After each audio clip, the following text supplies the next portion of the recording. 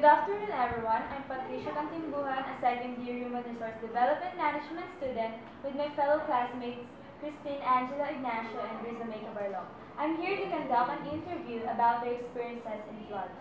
To start off, Christine, who do you think will be the most affected by the floods? I think those people who live in low-lying areas and near dikes and estuaries. How about you, Riza? How can you travel and arrive safely when floods are everywhere? I'd rather travel early or walk if there are no jeepneys or taxis available. Do you think Pag-asa has the accurate forecast about the weather? Why? I think yes, although there are small shortcomings on their part. I read somewhere that accuracy depends on the tools they use, and I also know that recently they bought state-of-the-art new equipments for them to use, and I think because of that their credibility will be higher. What are your reaction if you see flash floods? I feel pity for those people who were affected by flood. Why do you think flash floods are prone here in Manila? I think because of the usual road repairs, covered manholes, and clogged drainages.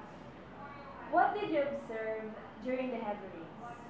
During heavy rains, I observed students paranoid, especially those student leaders, because they were not being able to do what they are planning.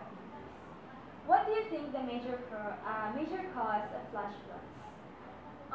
We know that rivers and other bodies of waters are supposedly natural floodways, but then because of human destruction, uh, rainfall tend to have no other resort to go to but to streets and highways.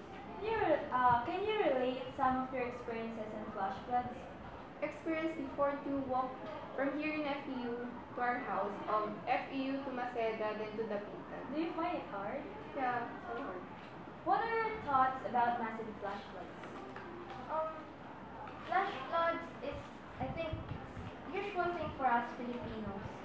But then, of course, the worry doesn't subside in me whenever there are floods for people who are greatly affected. How will you handle the situation when you are stranded in a flood? If I'm here in FEU, I will just do what I did before, or just stay in my friend's dorm.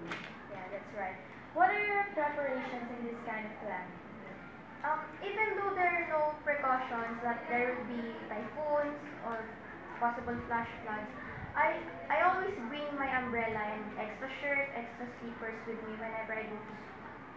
Who do you think will help you when there is a flood? Of course, my family, my friends. Do you think that there is a chance that the occurrence of flash floods will be permanent in the future?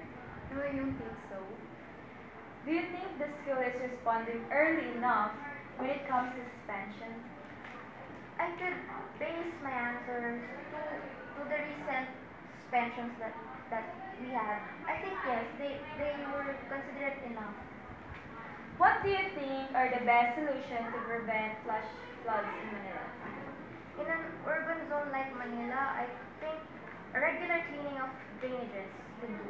Yeah. If you'll be given a chance, would you rather move on a high places to save yourself or stay and wait for floods to subside? Why? I will just wait for the floods to subside because I prefer to stay in a place which is near to school. And for the last question, what places do you think are more affected during floods? Areas that receive heavy rainfalls and areas near seacoast or river banks and dams. Yes, thank you very much for allowing me to have an interview with you.